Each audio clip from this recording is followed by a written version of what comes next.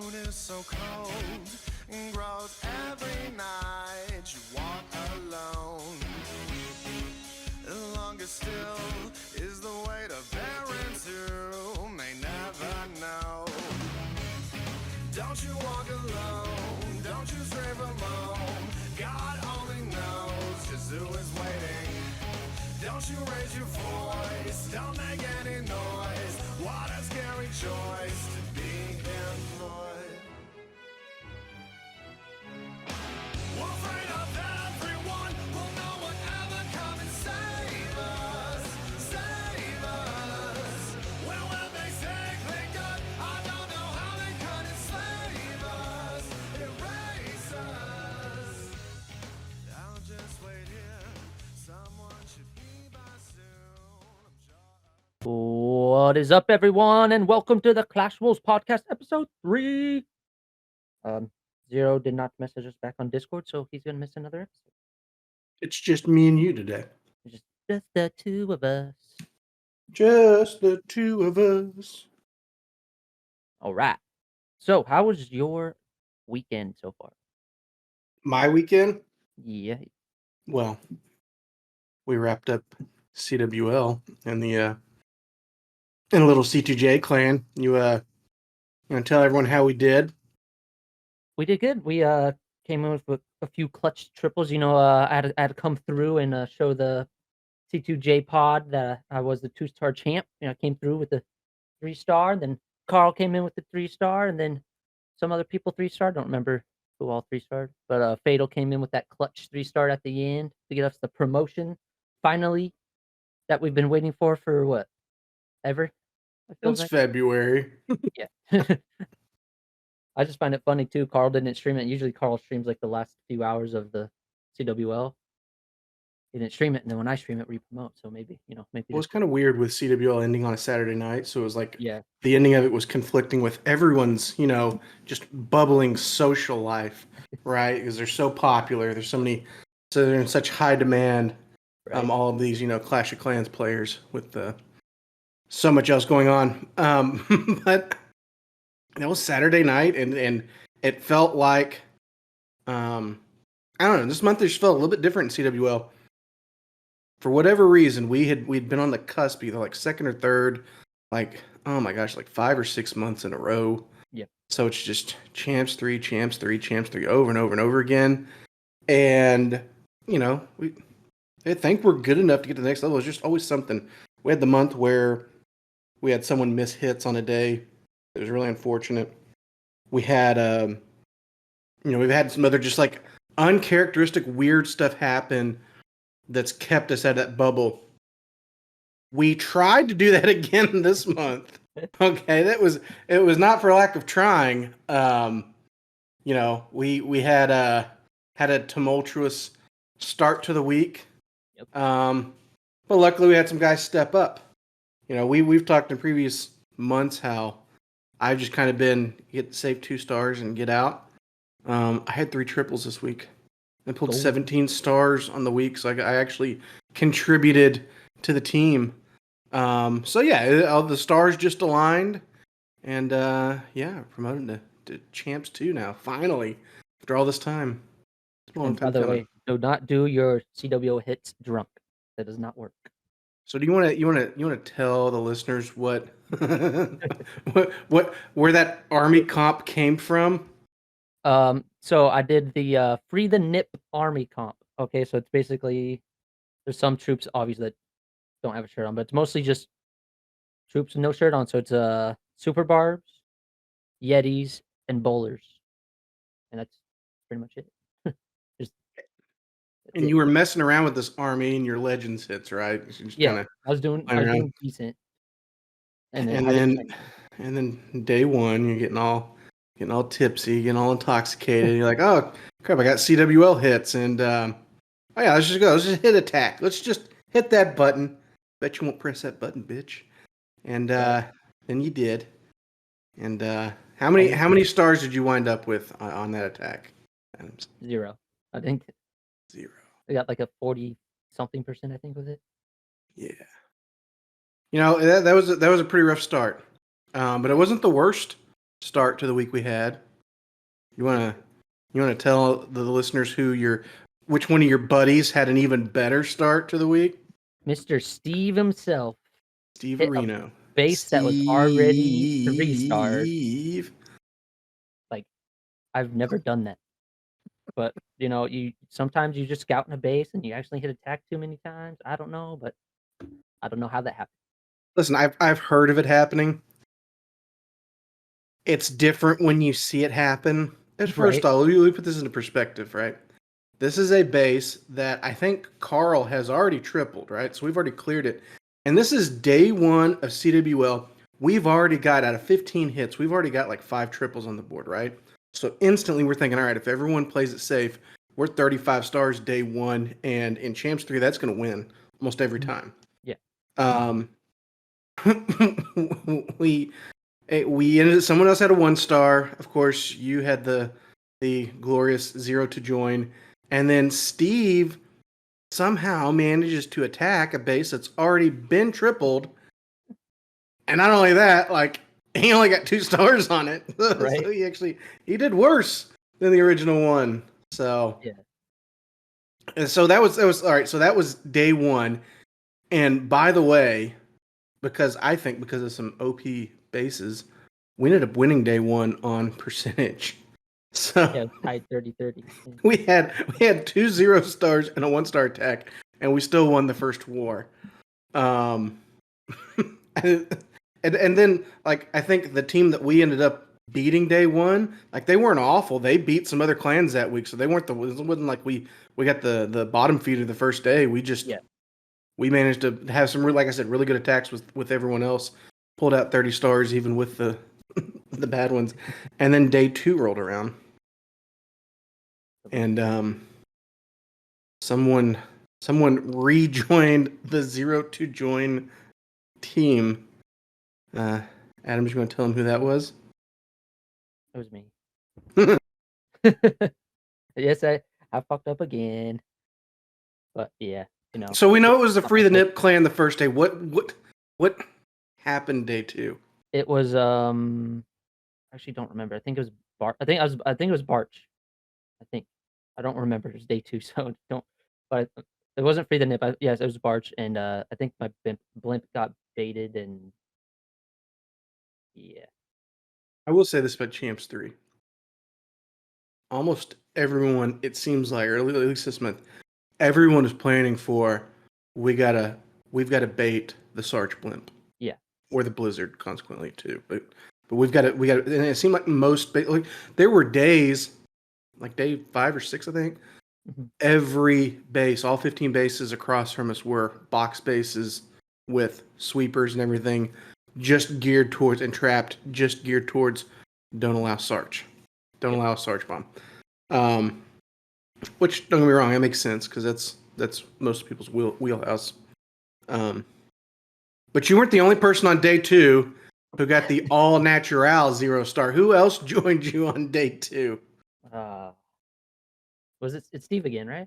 Steve Areno. Yep. Steve. Me and Steve OP attackers. Mr. Go Tigers himself. So to recap, 2 days through into CWL and 4 attacks collectively from both you and Steve, and 0 stars contributed to the overall success. And we won both wars somehow. Somehow we pulled it out of our ass somehow. I don't know how, but we did. But your original question was how the weekend went. And the reason I jumped right into CWL is because it pretty much dominated my entire weekend, at least from a social standpoint, because we were in first place all week. Even with the first couple of wars being tough with some missteps, we had some other guys that were pulling in triples. Like I said, I had the first couple of days. Wu had a pretty good week. I think he got 17 or 18 stars as well. And then Fatal and some of the other FTB guys I know Sora was in, and someone else from them was in there as well. They were all having really good weeks. We got to war number 6. War number 6 was against the team that was in second place. and we laid a little bit of an egg. We actually lost that war by 1 star. And so I think we had some very it's like every day we had some really good triples in there, and then someone would get a 1 star. So we lost war number 6, and when we lost it, we literally went into day number 7 completely tied on star count with this other clan. So it's basically who can have the better day. Yep. Day 7. They got 34 stars on their day 7, right? So that means to beat them, and I had a slight advantage on percentage. So to beat them, we needed 35 stars. So we get into day 7, and Adams, who came through day 7 for us? Well, I got a 3-star. Carl got a 3-star. Damn right. Fatal got fucking the OP 3-star at the end. I was recording it, and I think I woke my nephew up when I got so excited for it. So Yeah. I got told this morning, heard me yelling, so that's probably when I was yelling. So I got to tell you, I was not about to deal with the pressure of coming down to the final hits. Right. So I woke up about 5 o'clock in the morning yesterday, and I was like, you know what? I'm just going to go to my office and do my CWL hit right now while I'm thinking about it, while there's still like, I don't know, 20 hours left in this war day, because I'm not going to be the one at the end. By then, we had already had a couple triples on the board, and they hadn't done any attacks. So I got in. I got 2 stars. It was okay. I tried the super hogs because it was box base, and I've been practicing that a little bit, so I feel a little bit better with it right now. I just didn't want to risk a blizzard since everyone was baiting for it. I didn't want to risk a blizzard and then fail the last day. So I knew I could get 2 with super hogs. Thought I might have a chance at 3. Didn't end up working out. But then as we were like scoreboard watching, we knew how many we needed left. You gonna tell them what attack worked for you, Adams? I still can't believe you pulled this off. It was Barch. Super Barch. Super Barch. Yeah. It worked. Like I planned it out a little. I obviously didn't do it on stream. I did it like 10 hours. I was sitting there I usually wait till no one's on. So like just because why not? And had my CC full. I was like, I'm bored, might as well do it. Somewhat planned, I'm starting to plan my attacks now, so I'm just sending it. And then came through and I just destroyed, and I think I swagged my queen ability. It was a rush 15, but still had the monolith and all that. But yeah, so yeah, came in clutch. I think that's the thing that I figured out this week is if you can get at that champs 3, champs 2 level, if you can get 2 stars on most bases, if any of your opponents have like some rush bases at the bottom, it's not the end of the world if some of your best attackers take those bases just to guarantee you get the stars, because most of our bases are pretty well maxed. There's not really anyone in C2J who's running any rushings accounts other than a couple of them with some walls. But other than that, like pretty much all the defenses and traps are maxed out. So when you can get an advantage to get some stars, you got to know like you're not going to like defensively. I think we gave up 31 stars one time this week. Every other time it was 30 or less, right? Yeah. So it's 2 stars per hit. If you're matching that, you just need 1 or 2, sometimes 3 to get over the hump. We got a unique situation day 7 where we needed 5. So we got 2 early. Then you came in and gave us the third one. Yep. And then later in the day, Carl hopped on. And this was really weird because he had 2 accounts in, right? He did 1 hit earlier and then waited a long time and then came back and did the other one, but had a really good triple. And then we were waiting around because we had some other guys. We had done the math, so we realized, all right, I think we had like 5 attacks left. Yeah. And we needed all 2 stars, but we needed 1 triple. So Knob hit.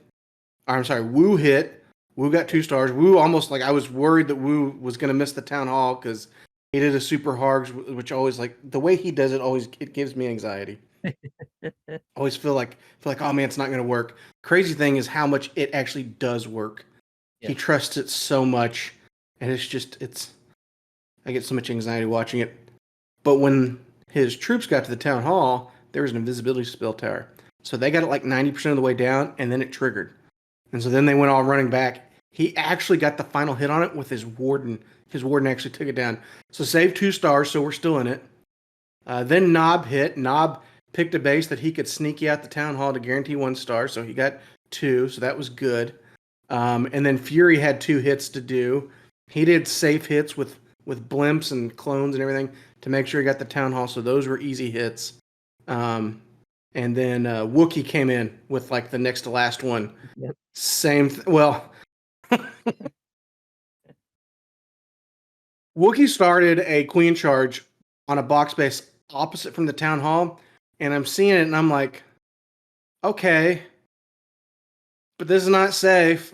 This is like we want to make sure we get the town hall, and I'm like, okay, but if this queen charge ends up really bad, then of course 30 seconds in he pulls a CC and then loses queen through her ability. And I'm sitting there going, oh no, this is bad. Luckily, he had a backup plan, which was a safe blend to the town hall with a warden tome and a bunch of loons. And he got there, froze everything up, got the town hall, and then picked off enough other buildings to get the pursuit. So we had all those hits we needed. We had 5 consecutive 2 stars to keep us within striking distance, but we need our last one to be a triple. And Homeboy Adams, Fatal. you were live streaming it. Who was our final hitter? Homeboy Fatal came in clutch. And what was funny too during the live stream, everyone was like, "Who's hit next?" And we're like, "We don't know." Then when the hit comes in, "Oh, hit's coming in," and then we're sitting there just waiting. The Fatal was like, "Okay, I'm going in," and then we're all sitting there in anticipation. I'm trying to cast it. I'm getting too excited. And when I got the 3-star, I still have it recorded. I'm gonna edit at least probably the last little bit down. But yeah, It was pretty dramatic. Yeah, it was awesome. Like we were worried for a while, like, okay, Fury and Wookie, like they're reliable guys, but everyone was like, we're sure they're not going to miss because we're down to like 3 hours left in the war, right? And everyone's like, we're sure. Everyone's like, yeah, they're fine. Like, you know what? Let me just send them a message real quick and make sure. And they both just run back like, yeah, no problem. I'll get the hits in. But Fatals is just telling us the whole time. He's like, I'm hitting last. And we're like, okay, but you do that, you realize you're probably going to be in the spot where you have to triple for us to promote. He's like, no problem. I'm hitting last. Then after the other guys hit, there's this long wait where Fatal's been telling us, all right, I'll hit last. I'm going to hit right after last one.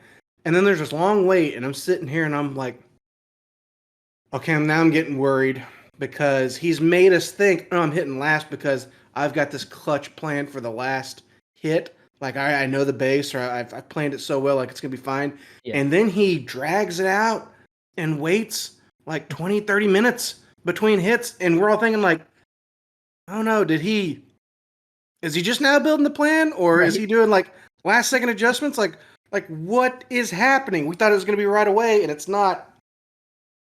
Little did we know, I think Fatal just likes the anticipation. He likes to make us wait and sweat it out.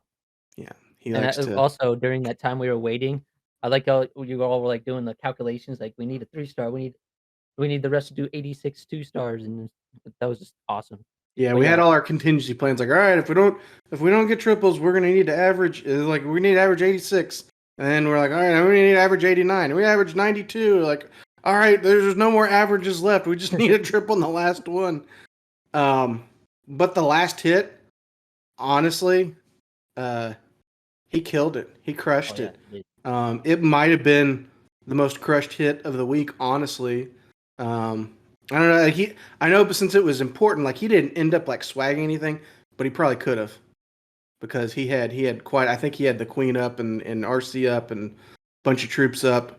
He read it really well, and he brought it home, and we won. We promoted Champs 2 by 1 singular star. Yep. It was 6. So that was my weekend. Well, it was funny, like, for streaming that, Paul just hit me. I was like, "Hey, Adams, do you want to stream the last few hours of CW?" I was like, because he couldn't do it. I was like, "Sure." So I was sitting there waiting. I was like, "We have 6 hours left. I usually stream at 7." And then everyone was like, "Hurry up and stream so you can get our hits in." I was like, "Y'all can wait." So hit 7. Rick came in, said, "Take a few shots." I took a few shots. For those of you who don't know, I do have a spinning wheel and stuff. So yes, I get drunk for the some money. Anyway, Rick, so Rick came over and brought one of his alts so he could watch the end. And of course, we elder him so he can see it. He looks at the war log and he goes, "The heck was Steve doing this week?" So Steve kicked him right away. So when we got Rick back, we gave him co-leader so he couldn't be kicked by Steve. He was like, "Say whatever you want now. You're co-leader." But yeah, that was just so sick. And obviously, I was like 8 shots in, so I was like sitting there waiting. And then when he got it, I even stood up because we fucking finally promoted. So that was sick. OP fatal. Yeah, I was up. I was watching the Texas Alabama game, which, by the way, promotion and CWL probably highlighted my weekend. But close second is my Longhorns beating Alabama. That was pretty cool too. It was happening at the same time last night. The only better thing could happen is if my Cowboys win tonight. Sorry, everyone out there who's Cowboy haters, but 7-20 tonight. Hope we get the dub. Anyway, so I was like trying to multitask, but my wife kept like, she was asking me like, "Hey, so when are you gonna be done?" I'm like, "Oh, the game will be done like 9:30, and then this war will be done." And it just kept dragging on. So and she'd come in here a couple times like, "Hey, are you still doing it?" And I'm like, "Oh yeah, they're about to do their hits." I kept telling her they're about to do their hits. And then when I wasn't done till 11:30, she was like, "You've been telling me they're about to do their hits for 2 hours now." And I'm like, "Yeah, I'm pretty big. I'm a pretty big asshole for that. I know, but." It was one of those things where obviously you want to have something to talk about, good content for podcasts, right? But at the same time, month after month after month, it's been what was the thing that we missed this month, and we were 4 days into CWL, and everyone's talking about, man, we've done really well, and we've got a pretty good lead. Like we're gonna promote this week, and I went into Discord after day 4, and had to remind everyone, listen, a couple things. One, this is C2J, and we've been here. We've been here like almost every month, and stuff happens. Also, don't forget that like jinxes, they're real. Like you can jinx stuff, and everyone here talking about like, oh man, I think we're gonna promote. We're gonna promote. Wait just a minute. Stop saying it, okay? Like there's still a lot, and we're 4 days in. We still have 3 wars left, and everyone's saying this. I also had to point out, like, listen, I know we won those wars, but we've had some natural members to the zero to join group. Actually, some multiple time returnees as well. Yep. And then also, like, listen, guys who have never missed war or CWL attacks in their life, at some point in time this year, had missed an attack somewhere in CWL that cost us, or like, I don't know. I'm sure King Rue like has missed attacks before. I'm for sure it's not the first time he got temporarily banned and missed attacks either. But that happened during CWL. Yeah. And then I also had to remind everyone that the clan, for as enjoyable as we want to make the game actually, or the clan is not actually designed for the competition. I know we have like a 5v5 team and we're competitive to some extent, or we like to play. We like to play and be competitive, but we're not tryhards. The the bread and butter of the clan revolves around podcasts, right? They're podcast enthusiasts. And listen, it's always fun to come and tell a success story, but it's also really good content when month after month you have just the awful ways in which the 100 different ways to fail a CWL for the week. So everyone in there just remembering like we want to do well, but we also want content. I'm like, we've still got multiple wars and multiple days to go. You just stop. Then of course after I say that, then Knob chimes in and lets me know that just by saying those reminders, I've now jinxed the clan. And there was a time after we lost War 6, I was like, son of a bitch, I hope I didn't actually jinx it. And I can't even claim that like, oh no, I didn't jinx it, because one of my reasons for trying to get everyone to calm down was admitting that jinxes are real. So I couldn't go back on my word at that point. So it happens. Academy sucked ass this month. Okay, Academy lost every fucking war, and I did better than that fucking CWL. Yeah, I actually so my other 15 was over helping the Academy, and I actually had more stars in the Champs 3 than I did in the Masters 3. It's just one of those weeks, it's crazy things happen. I will say in Academy, I had some really good attacks. Also, I had some natural 0 stars. Granted, there were days it was 13s trying to hit 15s and stuff like that, so it happened. I naturally 0 starred a Town Hall 14, hitting a Town Hall 15, which is usually my comfort zone, my forte. But I also, on like day 2, I had a 3-star with my Town Hall 13 on one of their Town Hall 15s, and it was a rushed 15, but like all of their major defenses, like their Eagle, their Scatters, it had a Monolith, the Inferno Towers, that was all upgraded. The Town Hall was upgraded. There's just the other stuff that wasn't. So I was pretty darn impressed with that. I know GCBC got a kick out of me doing that to the other clan, but it's not the worst thing in the world. I know 7th place out of 8. We lost every war, but we didn't finish in last. Yep. Go figure. Still pretty good. But going back down to Crystal 1 for the Academy, that's probably good for us because most of those town halls that we've got in the Academy, they're staying where they're at, or they're at least going to be there for a while. So it's not as much fun hitting all Town Hall 15s in CWL. Yeah, when you have a buttload of 14s, and especially that last war, they had like what 18 or something. They had like the majority of them were Town Hall 15s. Well, no, I think they had 24 Town Hall 15s because I had to hit a 15 with one of my 12s. Oh yeah. I wouldn't start at 15, but yeah. Anyway. Like I said, I 0 started 15 this week. That's when I actually planned my attacks. Fatal was in the thing. I didn't have the magic pin, so I can actually like draw. What you get for planning in the Academy. Don't plan in the Academy. Just go. No, but it worked for me because I did better in the Academy. I had like 2 3-stars. See, that's what I'm saying. Don't plan. All right. On to topic 2. You want to talk about in-game world qualifiers. Yeah. Have you I know we were talking briefly to Zero yesterday. He was talking about having to do like how many wars did he say he had to do? I had to do 40 in 8 days. 40 in 8 days. That is nuts. I don't even know what that's like how would you even evenly divide that? Like that's like an odd number. Like No, that's a lot to do. It's 5 per day. It's actually an even number. number. That's still a lot. I was like, and I'm trying to do the ASVAB. See, this is why I need to study math. Anyway, that's still nuts though. Like 5 per day for 8 days and straight. Like that's nuts. I think I'd lose my mind. I after like the second day or the third day, I'm like, I'm done. Take me out. Fuck that. I know there's plenty of people out there that are like, listen, I'm not traveling to Helsinki even if I win this thing, so I'm not participating. But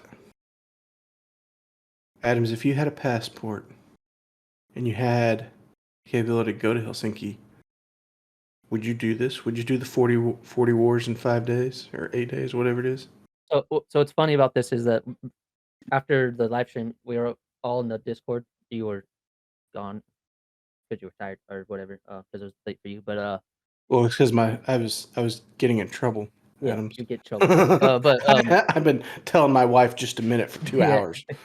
You missed Junk Rick again, which is Junk Rick is OP. But we were talking about that. I was so like, dude, if I ever went to that thing, I'd get a hat with a big foam letters that said CF9 on it. So when I'm walking around during the live stream, you'll be able to spot me with a big, just neon green letters that said CF9. So if I ever did go, yes, I would get that. I would definitely go, but again, I'd just go just to be part of the world because that'd be sick to see that.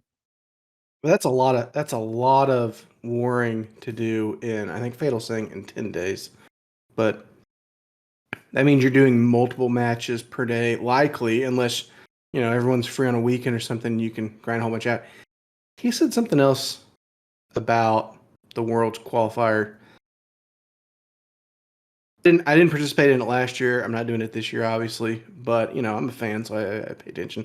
I didn't realize this was even a thing that they couldn't do last year, but they are doing it this year.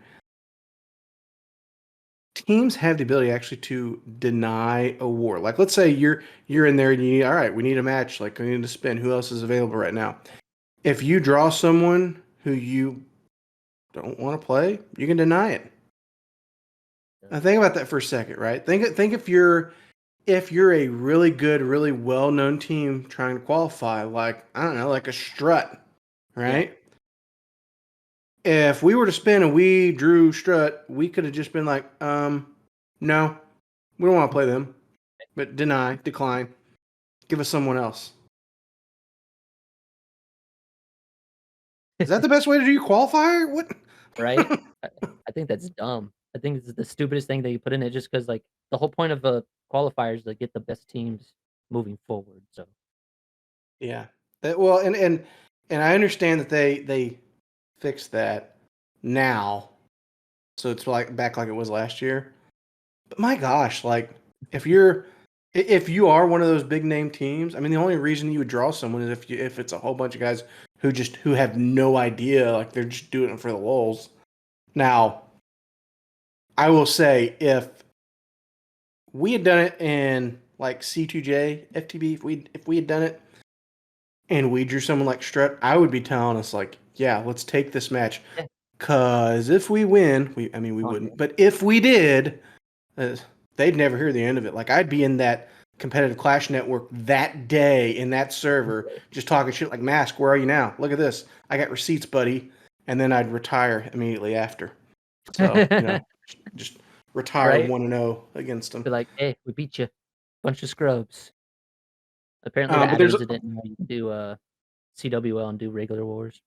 yeah. So that was another thing is that there's it's just- I've heard this. I've been told this. Like I said, I didn't do it last year, but other people have told me just how chaotic it was last year, and I've been of the stance that like no, like some of these events need to happen in game, and Supercell is not helping my stance there because yeah, it came out this week that there were people who, or there were admins that were telling teams like, oh no, if you're spun in a CWL right now, you won't be able to spin a friendly war.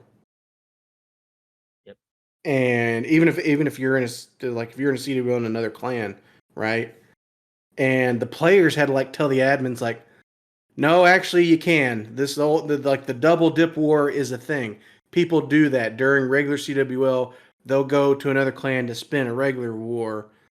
And it was like the Supercell admins just had no idea. How does that happen?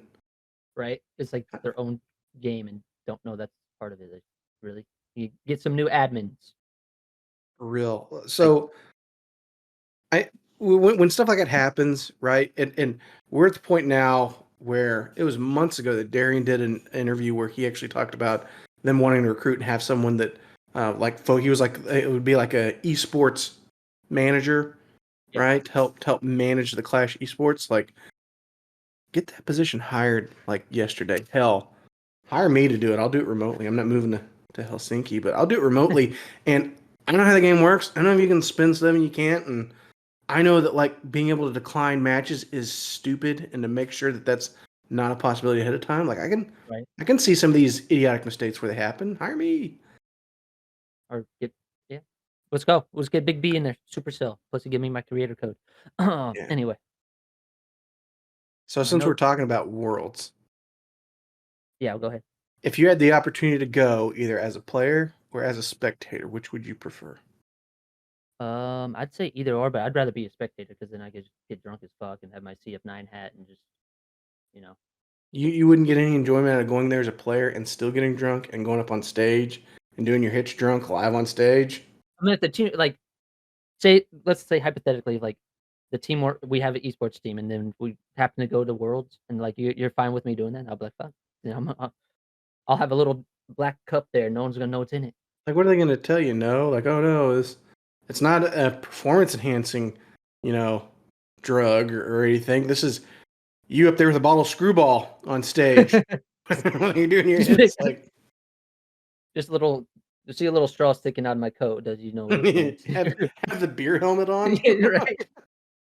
Everyone else has headphones. You're not even listening. You got the beer helmet on. You're like drinking beer while you're doing your hits. That'd be so hilarious. Be like, is that soda?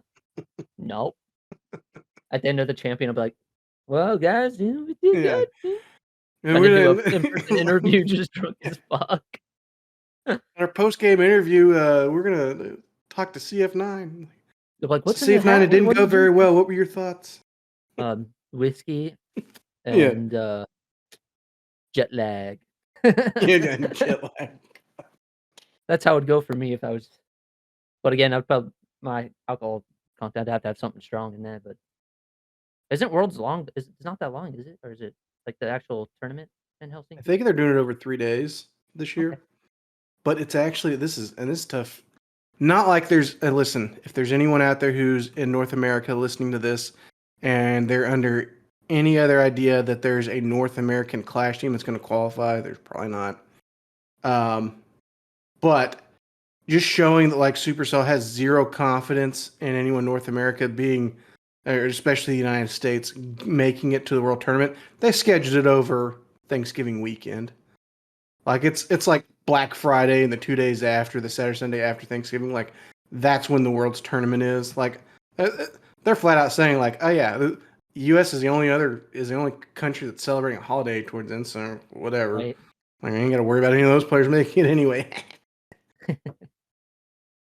I don't know. That's pretty fucked up. But oh, So, where's my? so speaking of competitive clash, so just jumping into the next topic. So Rick was asking us because he wanted to hear our opinion on the idea of them doing like a completely separate game mode or style for competitive clash, something where maybe your heroes were nerfed or there were certain troops that were just completely unallowed, or doing something to basically make the competitive players, the pro players, playing a game that's not identical to what the average Joes like me and you play. Yeah. So what do you think? Is that it? Would that be a good idea for competitive Clash? I'd say, well, they do it for like the lower town halls, like when they do Town Hall 12 tournaments or Town Hall 13 tournaments, they ban stuff. It makes it more interesting. So you don't see people do Lalo and triple every base. And I think it'd be interesting to see it on even ban Lalo, or you can't use flying troops, you can only use ground troops, and like vice versa for the other team. Make it more interesting so you don't see the same attack over and over again. Because I'm sick of seeing Lalo and Barch. I love Barch, so but easy attack. So I'm going to answer one of our later questions in my answer to this one, but Okay. there's been all this uproar and drama over the Sarch, the Super Archer Blimp and the Super Barb attack, all from pro players, and it's got to be one of the worst arguments I've ever heard. Like, is it a strong attack if you use it right? Yeah. Does it take some skill and coordination? Hell yeah. Like you can't just spam it and have it Yeah. work, right? You have to guide your troops around. And when you do that, it works really well. There are so many like talented professional players out there who are just bitching and moaning about that attack. First off, like I've said this plenty of times, I'm never going to feel sorry for pro players, right? You don't like Right. part of the game, like go get a job or do something else, okay? But on top of all that, like this is dumb. When there was a bunch of grinding at Town Hall 14 being too easy, like I get it. There's a lot of like I don't know. There are a lot of them that were upset when they did a mid Town Hall 15 update and they kind of gave a lot of offensive buff. And those like all that, like I can see it, but this very specific, oh, the super archer, super barb attack is too strong. It's just dumb. It's one of the worst arguments, and to me, it highlights just pro players having something to complain about, Pretty much, which yeah. they sure do love doing. And I feel like if there was just a completely separate game that they were doing, and not like it's not Clash, but like a separate mode, right? Like if the game that they played in tournaments was different than what the average player played, Mhm. that made it intentionally tougher on everyone. Not that they would ever stop bitching and complaining, but their complaints wouldn't affect the normal player like me and Yeah. you. We could still have. We wouldn't have to be worrying about Supercell feeling the urge to nerf Super Arch blimps because the pro players were complaining about it. Yeah. Right? They Like that. and then Supercell made changes to what the competitive players were doing in their tournaments. That would only affect them. Wouldn't affect how I enjoy the game. I think there's some fundamental conflict between the community of Clash of Clans, which is the overwhelming majority of players, and the competitive players. Yeah.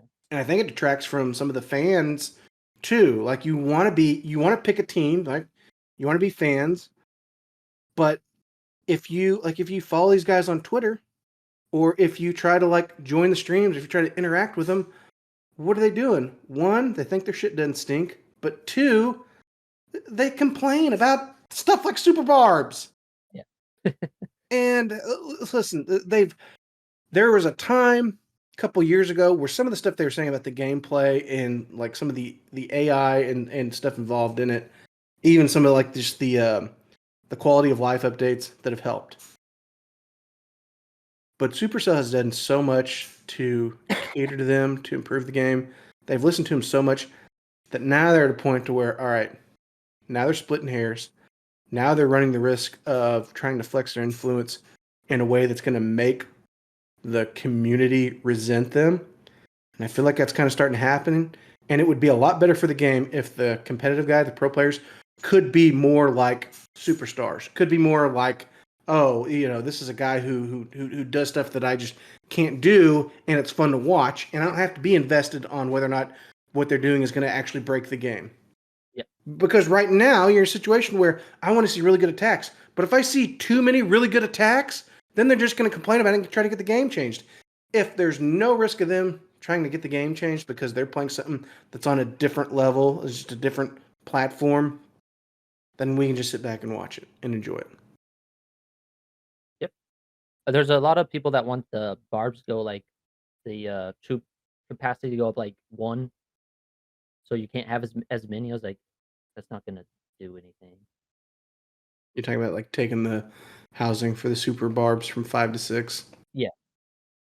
It's like that's not gonna do much. They're still gonna have a buttload of them. They're still gonna be strong. Like I don't know. I think they just need to stop bitching and get over themselves.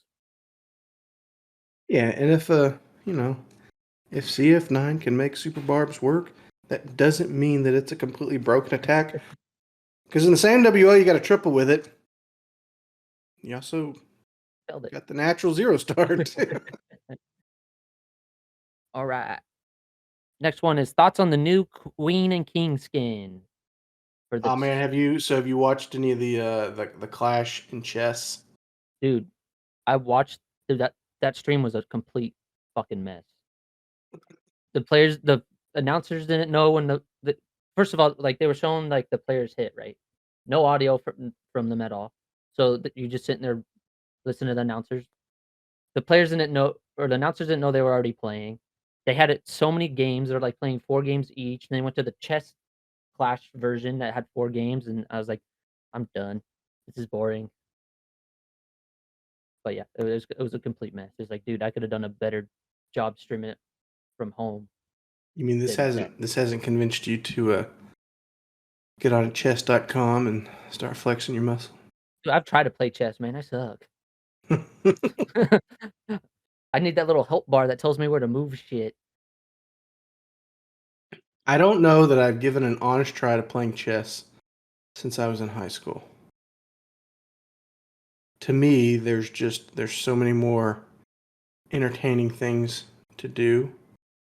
And listen, the worst part about it is if you have an anti-chess opinion like I do, that's really, well, God, the chess trolls are some of the worst. Just coming out like, oh no, it's the most beautiful game in the world. You don't like it, that's because you're not smart enough to get it. No, listen, if I applied myself and gave a damn, yeah, maybe I could be somewhat respectable. Maybe then it convinced me to enjoy it, but it's an old game, it's a dated game, and this whole crossover thing, I could not have been any less interested in it. I didn't watch the streams, I didn't want to.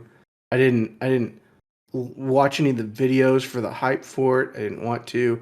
Even when like there was stuff being leaked about it, I didn't want to see it. Most things Clash of Clans related, I can like at least get into semi. Yeah. But I had the thought the other day, like, as there's this Clash and chess crossover, and I was thinking to myself, last year for the 10th anniversary, we got like a Netflix style documentary. That was pretty cool. And after that, we had Clash Fest, which was just, it was competitive. There were all these events, there's all these things to do. Like, that was, man, that really sucked me in last year. And here we are a year later, and we've got chess. Yeah. I'm sure there's like some great sponsorship. Like, I'm sure there's some money to be made by some crossover here between the games. But for me, we can't move on fast enough from chess and Clash. It's having said all that, on one of my 15s, I did buy the skins and the scenery because they do Same. look kind of cool. Yeah. I don't dislike the way chess looks. I just don't like the way it plays. And I do I've like said before, like streaming chess on Twitch, you might as well be streaming like, how fast can we make this grass grow? About as exciting. Yeah, I bought the sceneries too. I like the chess sceneries, pretty dope. All right, you want to read the number 5 question? That's what's the best? That's one. This is So, a what's the fatal. best way to improve the game? And this is Fatal's question, isn't it? In our professional opinion, as Airport. professional podcasters and social influencers, not to retread on stuff we already talked about before, but I still, man, I believe it, and I'm hoping that we get like an October update that actually, brings it in full circle. But we got to do something for the social aspect of the game. I know they've done the survey for different communications. I'm hoping that they are working like hard to figure that Yeah. out. But that's the part of the game that's got to improve. And as we talk through a lot of these topics more and more, and we settle on a couple of ideas that we think are really accurate for the game of Clash. The fact that it's more of a community game. It's not as much geared around the competitive esports scene. It's a competitive game, but it's social interaction. It's community involvement. It's teamwork somewhat. Like, that's really where you get most of the numbers from in Clash of Clans. And a lot of that revolves around good communication. I think fixing that, it helps. And listen, I think the things to bring people in to help them participate. I think there's a very unique aspect to where you can have parts of the game that are just kind of organic and grown with amongst friends or clanmates and stuff like that. That can bring people further in the game. Can bring people Yep. who are kind of on the outskirts further into the game. And anything they can do to improve that, that's good for the game. So, in my professional opinion, that's where it starts. Yeah, I think they need to more cater towards the common players, not concentrating what the freaking high esports players want. It's like, dude, might get more money from them, but the game is living through us, or the casual people, because the esports scene's trash. They need to give pro players a big middle finger, Facts, but not Fatal. but not. He's cool. Well, he had to go, so he's not. Okay. This is another fatal question. Or no, I think this is from Knob. If you could change Lassie's special ability, what would you change it to? I like And it. Like, change her special ability. From what? What is her current special ability? she just bites stuff. Is that a special ability? I don't know. I don't know what her ability is. I think she just bites stuff. I mean, the question is, in classic Knob fashion, Right? we're going to change her special ability. She doesn't have a special ability. She's a robot dog who bites things. Yeah. Oh, Fatal called it. Her special ability: jumping over walls. Oh yeah. Um, I like Knob. Knob kind of pointed it out to me last night, like giving her like kind of like what the E Titan has, like a little aura, but like less, not as strong. I was like, okay, I don't think anyone uses the Lassie anymore, but yeah, Like an aura for damage. yeah, or maybe health, like a little bit something. But again, that's like, I suggested like maybe like fire or so kind of like the flame flinger, but just a circle around her to it. I don't know if it's her, but Yeah, listen, if his whatever Lassie is, if their damage was a little more akin to like a Val, where it got in between defenses and spun around, so it was hitting multiple at the same time. If they're close enough, I mean that could be cool. They could do something like that with the Lassie, but I don't think you're making it viable regardless. Aside from giving it a much stronger tanking ability, like giving a lot of hit points. The fact that it runs so far ahead is so kind of yeah, random. If you switched it to only target defenses, maybe there's some benefit in that. Um, the fact that she runs ahead, but she's always delayed because she's almost only ever used on the RC. Occasionally, I've seen her on other ones, but it's normally the RC. But if you deploy the RC in range of a defense, the defense is going to hit the RC before the Lassie. If you could change that to where it's a true tank, to where when you drop it, the Lassie runs out ahead to take the first couple of hits, and you're actually saving hits on your RC, yeah, then maybe if there was enough hit points in it, yeah, maybe that would help. But I mean, the idea and the construct behind it, that's mostly I for think you've multiple gotten just about teams. everything unique you can get in the other ones. Um, you'd have to do something drastically different. It couldn't just be one special ability change. But again, Town Hall 15, who uses Lassie unless you don't have a upgraded pet house? You get that shit upgraded as fast as possible. Get that dig. You get those upgraded. Yeah, even like level 1 Diggy more useful to you than level 15 Lassie. Facts. All right, we're gonna move on to not clash related topics. But before We we talked about do that, Clash for almost an hour. yeah, Look at we did. us. It's surprising. We're such company men. Look at But us. before we do that, I gotta call out some other podcasts for the Pod Wars 4, whatever you want to call it. I'm calling out Crystal to join. You better come in. I'm calling out the Reddit Talks Clash. Come on through, Bubba. I'm calling out Trample Damage. We got to get this event started. Calling you guys out. So what it's going to be, we're going to have our own teams. It's going to be the Clashuals team, the Red Talks Clash team, the C2J team, the Trample Damage team. Double elimination. We start off. You go to the loser bracket. What? You've got this all figured out, huh? Well, Knob kind of gave it to me, so Knob gave it to you. yeah, Knob gave Knob You're and regular. taking pointers Hey, this is from good advice. Knob on But this. do you not agree? So you want to do a pod tournament? Well, it'd be I don't know. Yeah, sure. Hmm. No, I'm just saying what we have on You my just mind anyway. hit me These with both, this nut yeah. punch live while we're recording, huh? But we can either do it that way or we can figure it a different way, and we could possibly do like maybe raise money Oh, for right to charity. the mummy daddy books. Raise some money for charity during the thing. And do a charity stream. Yeah. For the, now does Fatal play for? You're gonna play for the Casuals. Knob kind of took that part. He's like, I'll play on the Casuals. Like, no, Fatal already got that. But I think before we do the event, we're gonna talk to at least the head people of the podcast and see what their plans are. So Knob wants to have a Clash podcast tournament. Yeah. Like every Clash podcast has their own team, and we go against each other 5v5, and then the winners come out ahead. So Fatal's going to play on C2J and not ours.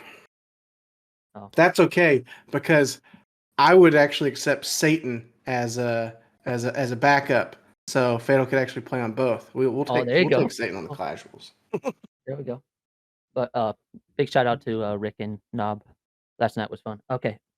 Oh, But hear me out. Hear me out. I still what I want to do. My original idea is still and I'm sorry. I'm not saying that your idea is bad, Adams. what's knob? So I wouldn't listen. I wouldn't mind telling Knob that his idea was bad if I thought it was really bad. I don't think it's a bad idea. It's just a different idea than what I yeah. originally thought of, and I still want to do what I originally thought of because it was my idea, and I like my ideas the best. But Oh, that's that's so just cool. that's just to do a friendly war that just involves a bunch of people we interact with that aren't necessarily. It can. I would love to have. I'd love to have Cat and Fado. I'd love to have Trample. I'd love to have C Note. I'd love to have all those guys join us for a stream where they're doing attacks on us, we're doing attacks on them, but they've got to listen to us while they do it. Yeah. So we can mess with them a little bit, and then they do really well. We got egg on our face. They do poorly, and then we all laugh about it. Like I would love to do that, like as the main idea of the pod war, where it's honestly who wins. Maybe we care, maybe we don't, but we're more in it for the lulz and the content. And it could be Clash of Clans or like Comedy Hour at Clash. Um, that's what I would. That's what I want to do. Plus, like I want us to be live on when like Oh, yeah. Carl's hitting. So like as he's like trying to drop stuff, we're like, oh, watch out, your foot's about to die. Like, oh, he dropped a healer on the foot. Stuff like that. Yeah, Like, we'll do that. constant toe references while he's trying to think where he's going to drop all of his hogs. No, That's what I want to do. we'll do Knob's idea down the road. I like your idea better. We just need to pick a date. We need to pick a date, and then in the podium server that where GCBC's got everyone that does the Clash pod stuff, we just pick a date and tell them like, hey, we're thinking this date. Are you available? You want to come do this? And I know some people out there be like, maybe they've got stuff going on that day. Not sure. Like, I think we could do every individual person who wanted to. We could do 10 or 15 minutes. Come on, tell us about yourself a little. Get to know you. For people who listen to us that might not listen to the other ones, let them plug what they're normally doing, and then just 2 hits. That's 6 minutes. It's 3 minutes for one hit, 3 minutes for another. And not you can talk about your plan. We're gonna try to convince you it's a bad plan because that's kind of the gimmick that we're doing. So not everyone has to stick around for the entire time, but at the end of it, we'll have a nice long stream, a nice long video for YouTube, and it'll be the Pod Wars. Yeah, I like that. But and then heaven help you guys if I get a triple in that war, because they will never hear the end of it. Every time Trample says, "Oh, send your questions to my Discord server," he's gonna hear me say, "Hey, how did you feel when Big B tripled you during the Pod Wars? How was that feeling? Did you fire your base builder after Big B tripled you in war?" He'll never hear the end of it. It'll be every month, every week, every time every time Liam's going through his questions and deciding what's going to get asked on his podcast that week, he's going to have to sort through like, here's another question for Big B about that time he tripled in the Pod Wars. We need to do have Rick as a guest, like drunk Rick as a guest. Yes, we don't want sober Rick. No, sober Rick. No, sober we don't even have Rick to talk about is Clash. too. We just talk about unclash related topics. Just wait. I want drunk Rick on here. You don't gotta show your face, Rick. Just come on drunk. You're funny as fuck. Yeah. And you can hit on Steve all you want. Show us your face. All right. I forgot what I was gonna say. Not Clash related topics is number one. Me and Big B, we're on the C2J podcast together, and for those that watched it live, probably enjoyed it because it was fucking fun. And I went on a drunk rant, and it was awesome. Carl cut me off. Probably their longest episode ever. I enjoy podcasting. Yeah, just because getting on the microphone talking is fun. But doing it with those guys is fun too. Just because. Have you've re-listened to it since they posted it, right? No. You haven't? No, I don't have Spotify. I mean, they're on Apple. Or... I'll check it. I'll check it out. I'm just at home. I don't listen to podcasts while I'm trying to study. So I hear you on that. Like I normally listen to my podcast when I'm traveling out, driving somewhere. I'll give it a listen. And I've got I've got a day where I'm going to be in the car for like 8 hours this week, so I'm gonna get caught up. I'm actually behind on some of the other Flash pods, but I listened to this one like the day it came out because recording it was so much fun. I just knew it was going to be a fun re-listen. I was worried that Carl was going to cut a whole bunch out, Oh, right. and as hard as it is for me to be proud of things that Carl does, I was very proud of him for leaving almost all of the juicy stuff in there this time. I was hoping it wasn't too much of a pain to edit all my ranting out, but Oh, I don't care about that. I mean, yeah, I know what you care I don't about. care if it took him 6 days to edit. I don't care. I'm here for the content. You let the Right? technical guys do that. But it was so much fun. I have listened to it from beginning to end, I think 3 times.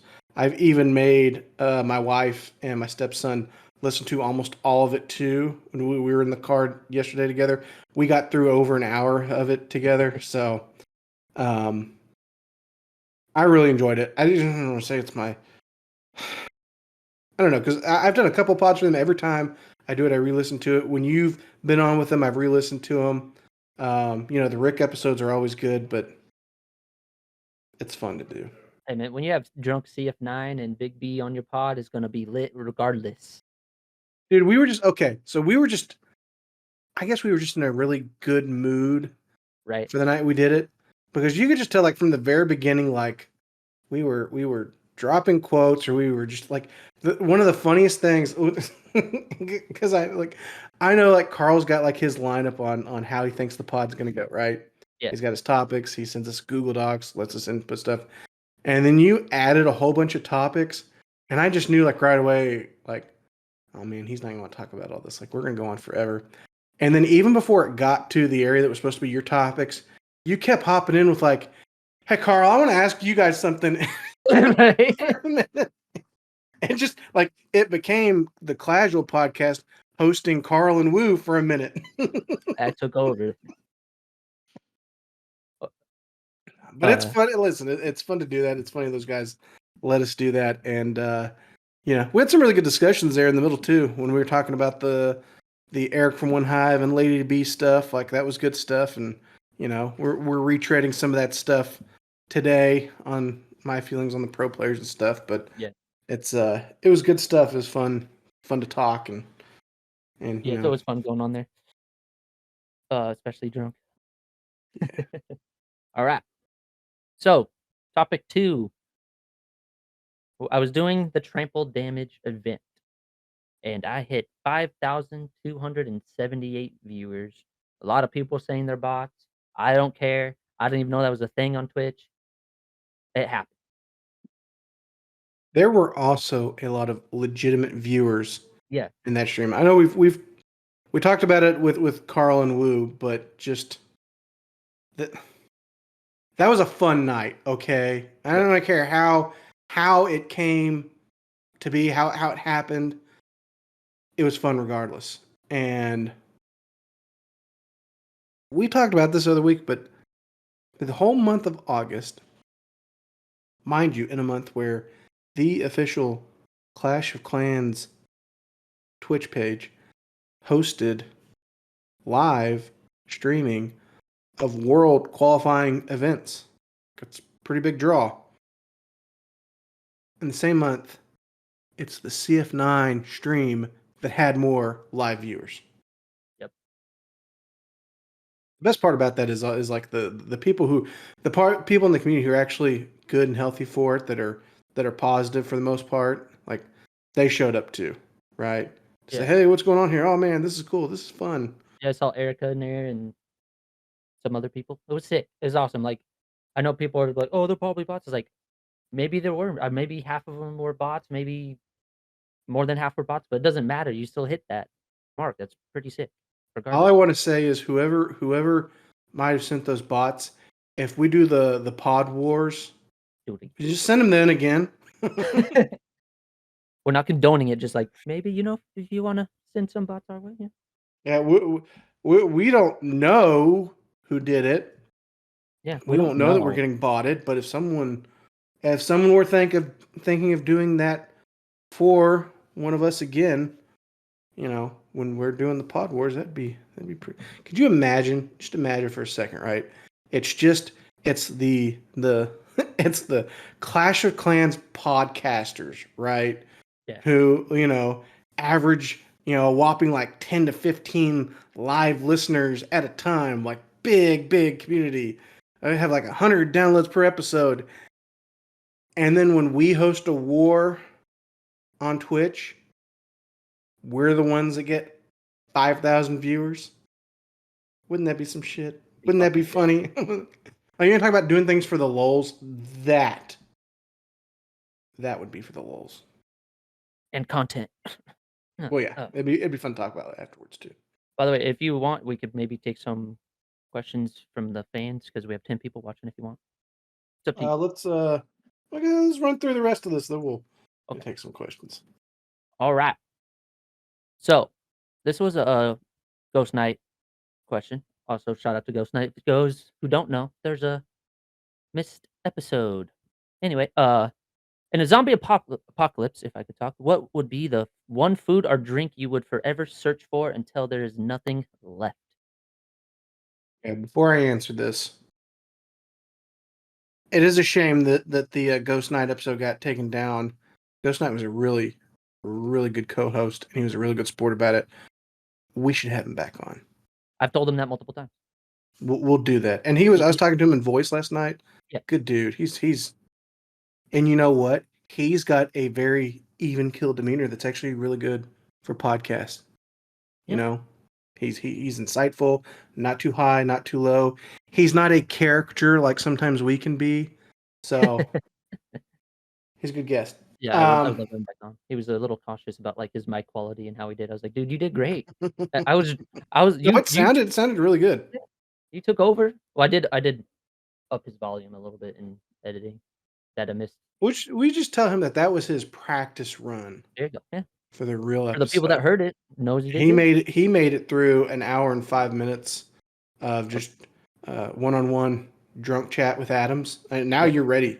Now you're ready, baby. You made it. Yeah, pretty much. All right. Zombie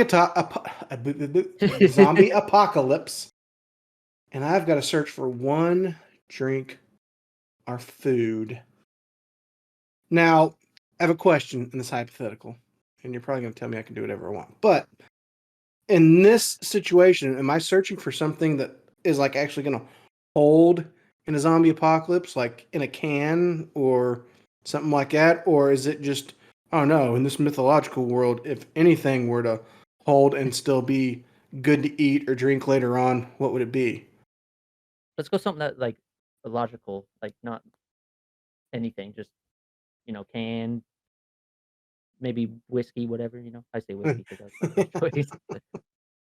Well, listen, if it's the apocalypse, and again, depending on how far into it, if we're a year, 2 years, 3 years in, and it's shut down the grid, no one's making food anymore, so you just got to go with what was made prior to the apocalypse. Then yeah, I'm gonna search for something in a can. As far as like my preference, it's a zombie apocalypse, right? And at that point, I'm just trying to survive.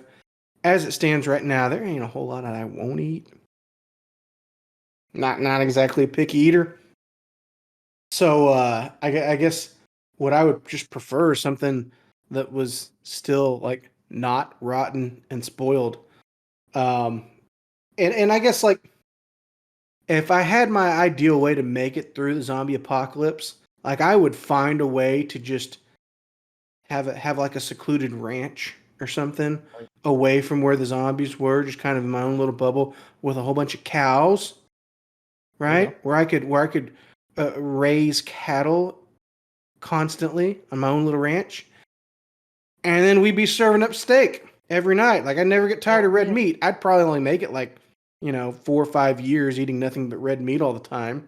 Heck, current health, I probably wouldn't even make it that long. But I'd go out with a bang, much better than getting eaten by a bunch of walkers. I'll just, eat this good old red meat until my heart explodes. Hell yeah. All the cholesterol. About a drink? A drink? Oh, man. If it's... Dude, that's tough. That's another thing, too, is like my favorite drink is like one that I haven't had in a while because I like variety. So I guess if I'm saying drink, give me a good old bottle of just classic blackjack Jack Daniels, Hell yeah. and like I can we'll drink some of that. Like that one speaks to me. I can drink it straight. That it had a little bit of water too. It's fine. I'm sure ice won't be in big supply, so that'll be sad. But yeah, we could do that. And I'll be fine. Like as an alcoholic drink, yeah. The little sips. Plus, you can find water in the river. That doesn't count because it's not a drink. And listen, some of the nicer ones don't always mix as well, or like they taste weird mixing. Like regular old Jack Daniels, you can do anything you want with it. Facts. All right. And that's not what Wait. Now Okay. you got to answer Yeah, that's what I'm saying. the question. I was gonna say I thought you were trying to skip it and go on. I could, but I wasn't going to. I'd say food for me, I'd probably go with like I love chili, so I'd go with like chili in a can because that shit lasts forever. And some, if I could, maybe some What ramen noodles. what brand of chili? It doesn't matter, man. In the zombie apocalypse, it wouldn't matter. Well. I mean, saying that Probably you would Heinz. eat any is fine, but for this hypothetical, what is your favorite brand of canned chili? I don't even remember it. I just get it at Walmart. It's the yellow. Wolf brand, Hormel, It's Hormel. It's Hormel. Yeah, Hormel. Hormel. Yeah, I think that's what it's called. It starts with a H. Is that canned chili with beans or without beans? All with. With? Yeah, you gotta have chili with beans. That's what makes Good man. That's what Good. makes it chili. And then I try to find like ramen packs too, because you can put the ramen in the chili and make it chili noodles. Delicious. I'm not too picky. Drink whiskey, good old bottle of whiskey. Doesn't matter. Cheap, expensive. Doesn't matter. I mean, this is in this hypothetical, you could have as much of it as you want, right? So you get As you one can find shot. it, Now yeah. this is all you're gonna get. This is all you're gonna get during the apocalypse. So you want your lifetime supply of what type of whiskey, Adams? I probably do screwball whiskey, man. It's so good. Screwball? Yeah. The peanut butter flavor one? Yeah. Just have a whole basement full. People were like, people want to trade. Like, I got some whiskey.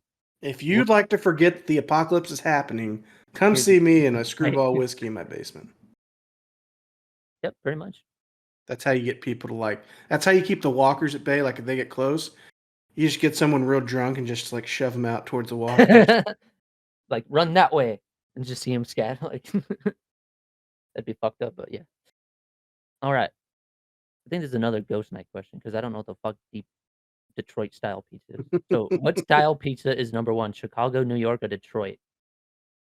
Yeah, I That's have to admit my own ignorance in that I'm not 100% sure what Detroit style is either. If someone in chat knows, I said this before. I live in Texas, right? Like the style of pizza is like whatever down the street they're doing.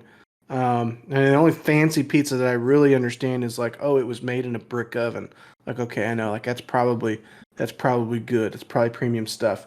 I know New York is like the big, wide, pretty thin slices, and I know the Chicago one is basically it's like made upside down, right? Like you got the dough, but then instead of like the tomato sauce and the cheese on top, you got cheese and topping stuff on the bottom and the pizza sauce on top. I've had both of those. I really like both of those. I've really never met necessarily a style of pizza I didn't like, but I do typically lean towards the thicker types of pizza that I like.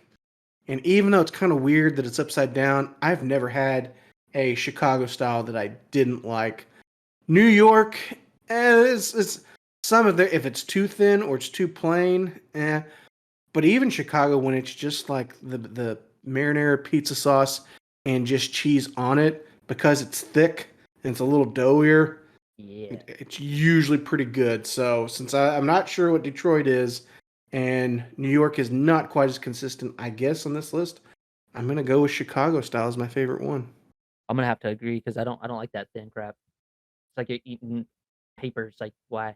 If I knew what Detroit style was, then I'd probably pick that. But I don't know what Detroit style pizza is, so I'm gonna have to Well, agree with New York is not always so thin that it's like it's like crispy thin. Like you order a thin crust pizza from like Domino's, and it's they cut it in the squares, and it's a little like little blocks of like it. Yeah. It feels like you're eating like a piece of cardboard with cheese and just a little bit of sauce on top, right? It feels like you're paying the same price for a pizza that literally cost them a third of the ingredients to make.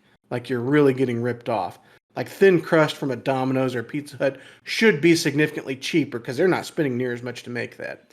Yeah. Anyway, I don't think New York is quite that thin, but yeah, I mean, if I had it my way, like when I order pizza on my own, like I had a night last weekend. In fact, it was the weekend that we did the C2J podcast. I had a week where the boy was gone, wife was gone. I was ordering dinner by myself, just like I was back in my bachelor frog days. Um, and what did I order? I ordered a deep dish pizza. I ordered from this place not far from me where this guy he does really really good pizza pies, and I got his thick kind because that's what I would normally eat.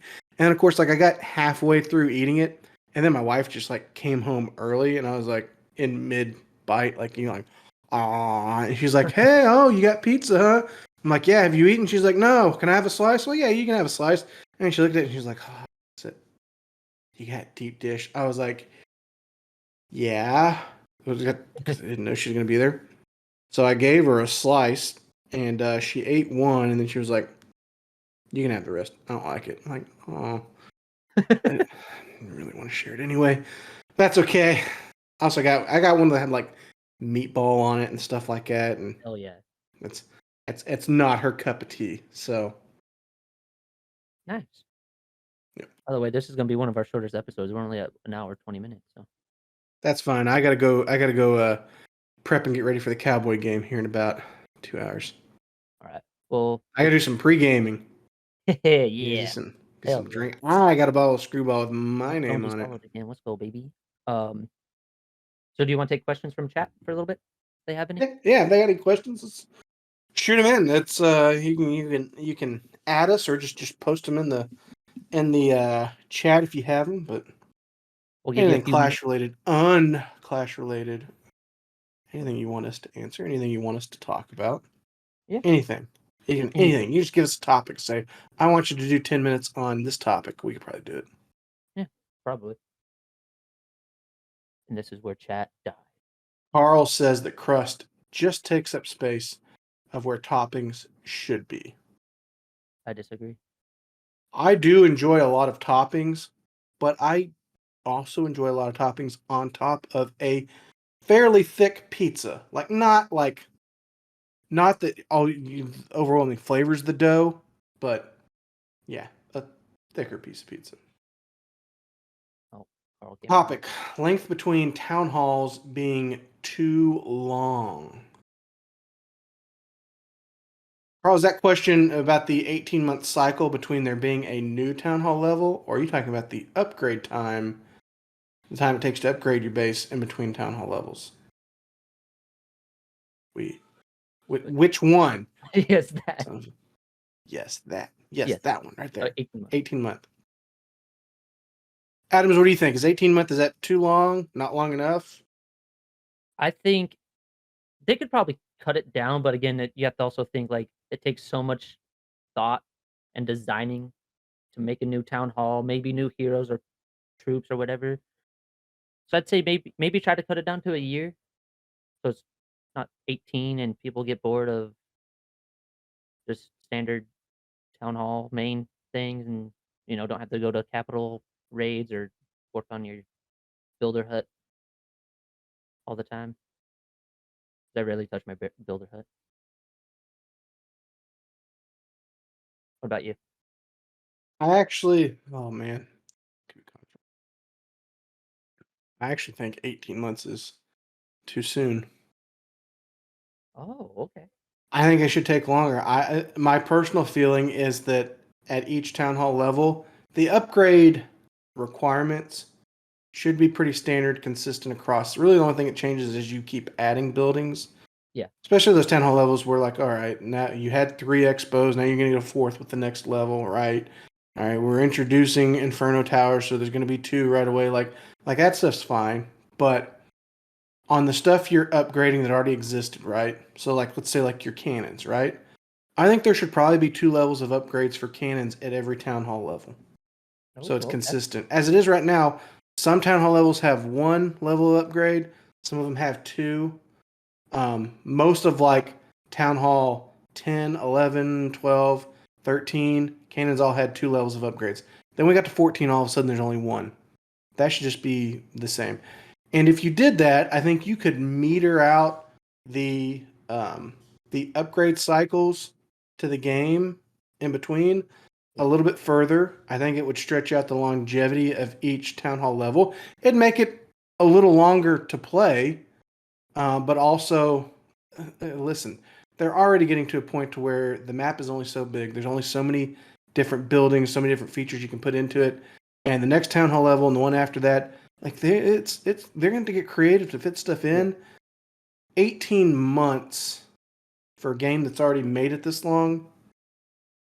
And listen, my idea of having more upgradable content within each town hall level is to help kind of keep people engaged to it as they're going through.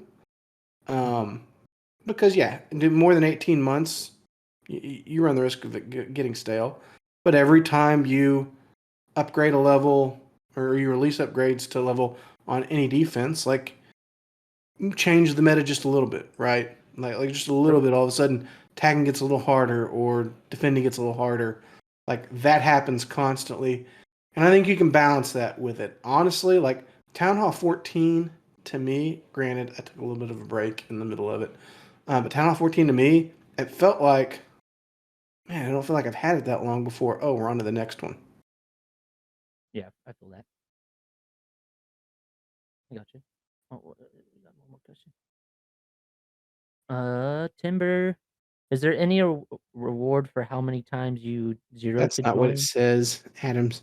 It There's a says reward. if Oh, if there is an yeah, award for how many times you zero to join, would you get first place in your clan? probably. It'd be a competition between you and Steve. Honestly, it'd If there was a competition, I'd be a fucking fight to the death. I'd be number one just to have that title. Probably want to be a good thing to put me in wars then. I'm trying to remember who else is in the natural zero to join clan. I know GCBC's in it Yeah, because he's talking. I know Knob is in it. I'm not sure. Woo is in it. Woo is in it, right? From a couple months ago. Oh He's yeah, definitely yeah, in it. because there's He's yeah. definitely in it. They tried to say that I was getting in it because of one of the academy hits I failed, and I was like, first off, that was a 14 versus 15. Second of all, if we were including academy hits, I'd have been in it a long time ago. But we're not. Yeah. All right, we got another one. GCBC has one. If you want, since I'm fucking up. Is anyone going to mention that this week C2J had the number 2 player in the world? We did. Nope. Uh, I I didn't. Who was it? Was it Fatal? It was fatal. Oh, well, we already know that. He was doing legend pushing. Like there was like even the day that he got up to number 2. I think he got most of the attacks done early in the day, so he had a little bit of an advantage there. But I think by the end of that day, he was still like top 50 or something. He was definitely top 100. So when you clicked on his profile in C2J, it had the number in the legend shield because he was that Okay, that's what high. that is? Oh, Yeah, that's pretty cool. that's his rank in the world. So if you're Okay. in the top, I think if you're in the top 200, you get the number actually on your profile while you're there. Well, And Fatal, he's still up there too. I mean, listen, we've established. I've said on previous podcasts he's the best player I've ever personally played with. right. So he's good, and yes, it's a tremendous honor for us to be playing with him. And he definitely did come in clutch yesterday. That was so much fun watching him triple that. Right? Especially when like with 45 or like with a minute left, we're like, oh, he's got this. Oh my god, he's got it. Like Right. It was sick. so much build up and anticipation to it, and then for him to just crush it like that, like the man is just he's different. Oh, trying to read these ones. All right. Every time I scroll up to a question, there's another question. As we got one from PDJM85. Do you think there will be any more main village between now and 10.16 as there seems to be a zero point 0.5 update model? Probably not. I don't know. Now so as far as what Darian said in interviews, and unless they're changing, I don't know. They could come back with like a few things here and there. I don't think they will, but when they started on 15, their plan was to do like half the content at the launch and then all the rest of it halfway through. So basically, you get 9 months to get used to Town Hall 15, and then you have the second half of the cycle, the other 9 months to kind of close it, to finish out the rest of it, close it out. I don't think they got any planned. Could they change that? Maybe. I know they've also gotten a lot of feedback that doing the upgrade cycles like that wasn't the best way to do it. I would anticipate by the time they get to Town Hall 16 that they're not doing that, that we start seeing them leak in updates every quarter to the main village. Or at least I know they've gotten that a lot of that feedback from the content creators. Yeah. Apparently, there's a new role now for C2J created specifically for me, becoming the first player to zero twice. Awesome. The next war, Steve got the same one. Oh, you and Steve have you've promoted to the advanced level of 0 to J. Congratulations, guys. Hell yeah. What do I get if I do it 3 times? You're going to make GCBC create yet another. Another role.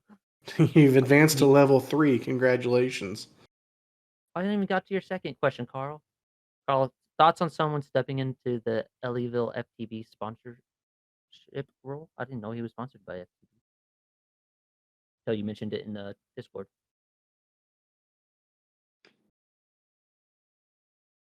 So I did. I didn't know. I thought thought AO sponsored him. I didn't realize it. Oh, you know what? He did have an FTV banner on his streams, or he did have the logo Oh. for the website, all right? And I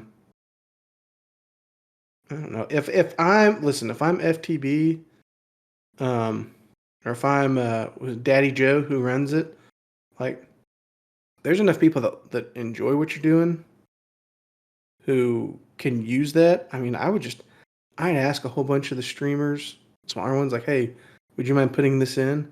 Like, that's what, like, when Thrain messaged me about, like, promoting his bases, he's like, "Do you want any money for this?" Like, no, just do it. I think most streamers would do it. Like, because find that base it works, right? It's helpful.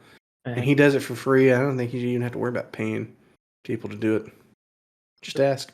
Hell, I'll throw up find that base logo in my streams for once every 3 months when I stream. It's on my stream. Hey, you know what? When we do the Pod Wars, free sponsorship, sponsored by Find That Base. Boom. Give me the logo. Let's go. Another question from Carl. Oh, Carl says Ellie gave money to FTB. Oh. Okay. I didn't know that. Good for I him. mean, I could go do their Patreon thing, and you know, if hell, even if we needed to do that to put their logo in, fine. Like, hey, Daddy Joe. Okay. We'll probably make it more easier to end. Okay. Question: how much harder do you think Champs 2 will be compared to Champs 3? My prediction is that in November of this year, C2J will yet again be competing in Champs 3. Yeah. We'll probably get demoted again. But you know what? We got there, and at least, for the next 20 or 30 days, we get to live with that Champs 2 logo on the clan, baby. So Oh yeah, screenshot it. All right, guys, we'll take a few more questions, and then we're gonna end this podcast. There's one thing that would change my opinion on. I guess one thing. As far as how we're going to do next month in CWL,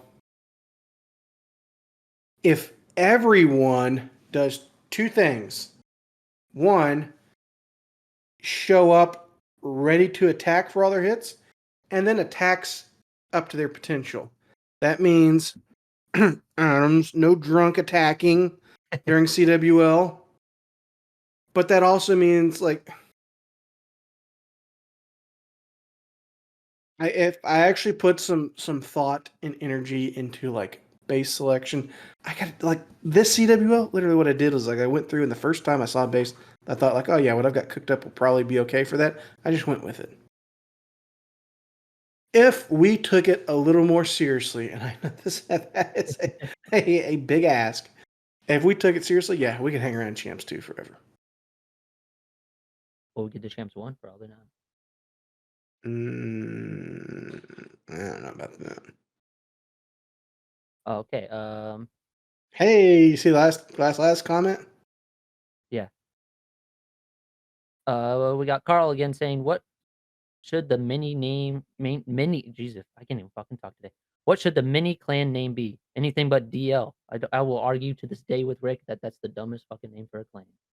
They're down low. Get it? We're down low. We're trying to demote. Stupid. Yes. There I you go. would say whichever name pisses Steve off the most.